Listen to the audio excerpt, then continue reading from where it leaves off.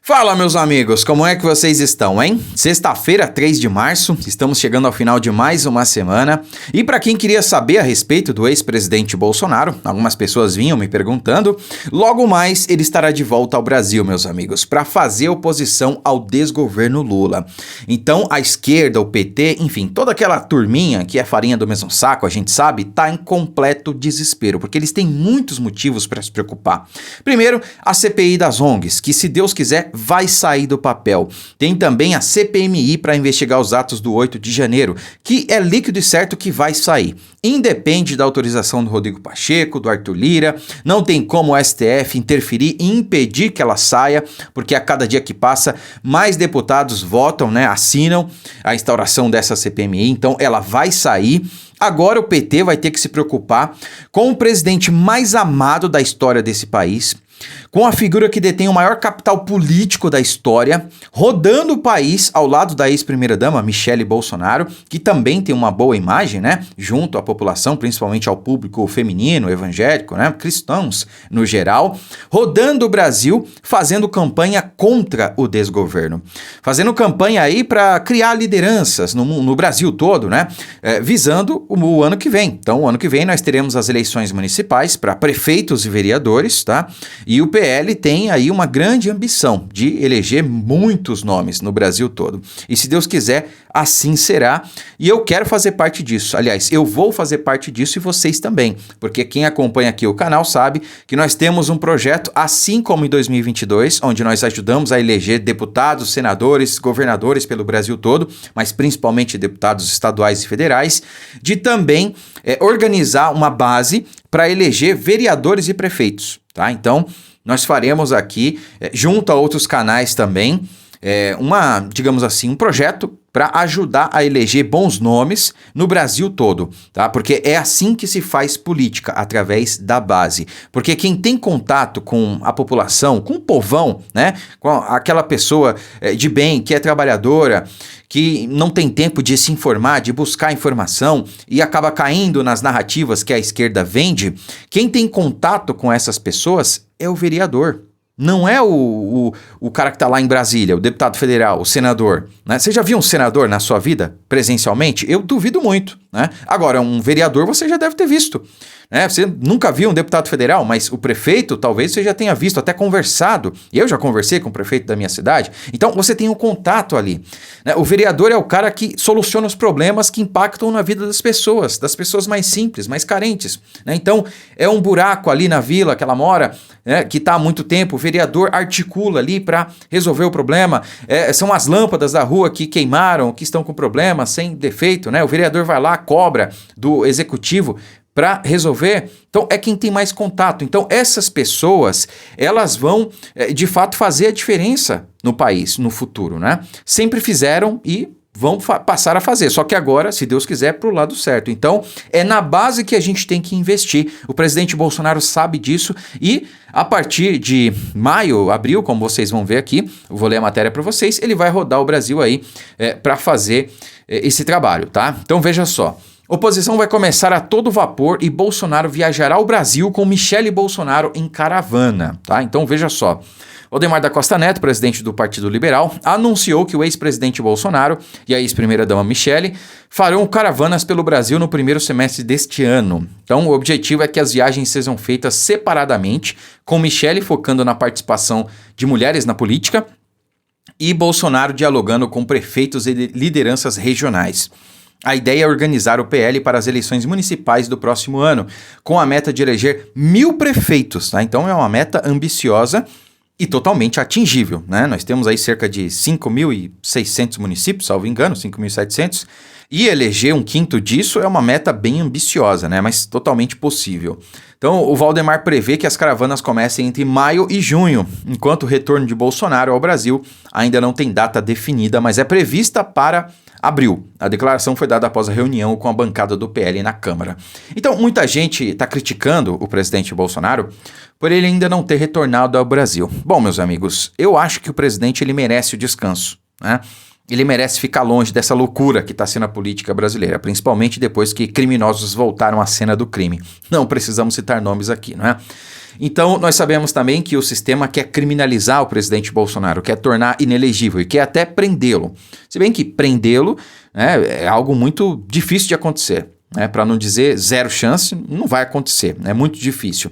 Agora, torná-lo inelegível é uma outra história. Ainda está muito recente dos atos do 8 de janeiro.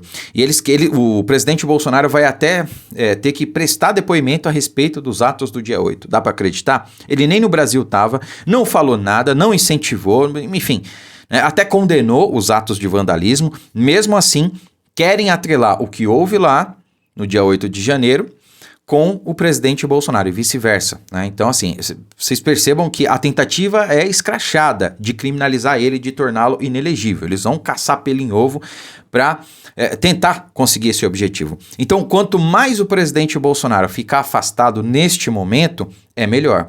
Tá? Então, ele voltando para o Brasil em abril, provavelmente a CPI, para investigar os atos do dia 8, ou melhor, a CPMI, já vai estar em curso.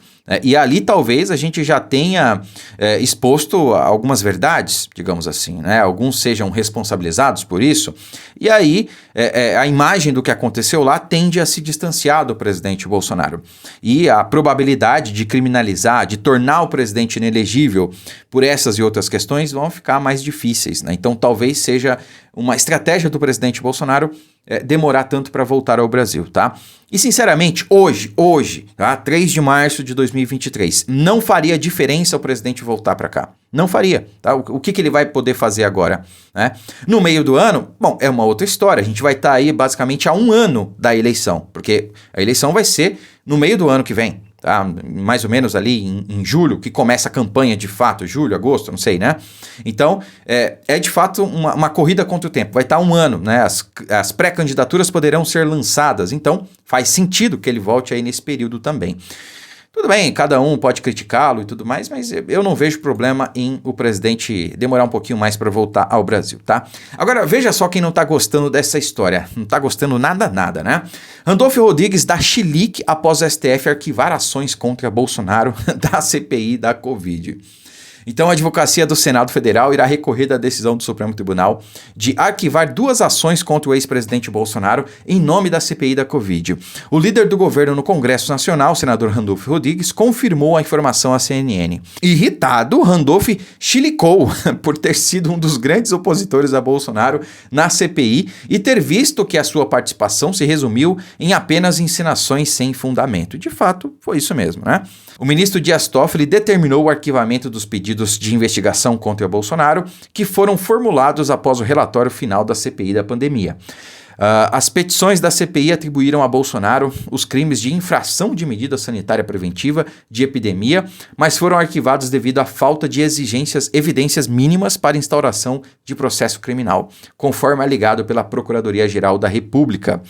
Bom, vejam que, com o tempo, as coisas naturalmente vão acontecendo, né? A gente já sabia que a CPI não ia dar em nada, foi só para gastar dinheiro público, para criar narrativas, para desgastar a imagem do presidente Bolsonaro, e eu estou certo, sem entrar no mérito aqui do resultado das eleições, né? Mas eu estou certo que a CPI, infelizmente, né, que foi tão, digamos assim, usada pela esquerda, pelo sistema, pelo establishment como um todo contra o presidente Bolsonaro, tirou muitos votos dele na campanha. Né? Então, serviu para isso, para desgastar a imagem dele. Então, muitas pessoas, principalmente que perderam parentes, né, pro pastel de flango, infelizmente caíram em várias narrativas que foram fomentadas pelo establishment, que essa CPI ajudou a fomentar. E, naturalmente, essas pessoas não votaram no presidente Bolsonaro. Mas também não votaram no Lula. Algumas votaram no Lula, em aversão ao Bolsonaro, e outras nem sequer foram votar, né?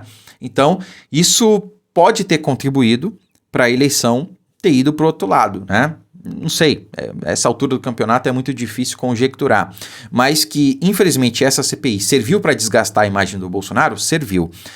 É claro que não vai sair nada de lá que possa incriminar Bolsonaro. Muito pelo contrário do que ela alegou, né? Que o Bolsonaro foi responsável pelas mortes, que não agiu, que não sei o quê. Imagina, foi o presidente que mais comprou picadas no mundo, né? Foi o que mais deu liberdade para o povo. Falou, olha, quem quiser tomar a picadinha, fique à vontade, vocês são livres, né? E deu para todo mundo que quisesse.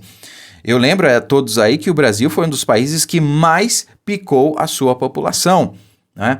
Até países de primeiro mundo, onde a picadinha foi desenvolvida, vacinou menos que o Brasil, proporcionalmente falando. Não sei como as coisas estão agora, mas no auge da pandemia, essa era a realidade. O Brasil estava muito à frente aí de outros países mundo afora. Essa é a questão. Então não vai sair nada de lá que possa criminalizar o presidente Bolsonaro, mas a grande preocupação é que eles vão buscar pelo em ovo para tentar tornar o presidente Bolsonaro inelegível.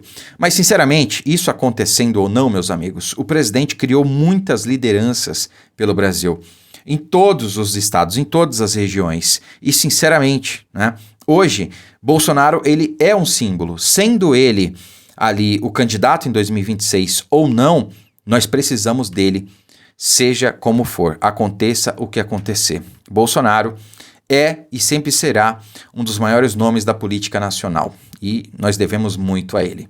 Então curta, comente, compartilhe esse vídeo e vamos nos unir porque a batalha ainda não está perdida, tá? Nós perdemos algumas batalhas aí, mas a guerra não está perdida e nós não perderemos. Muito obrigado, fiquem com Deus e até a próxima.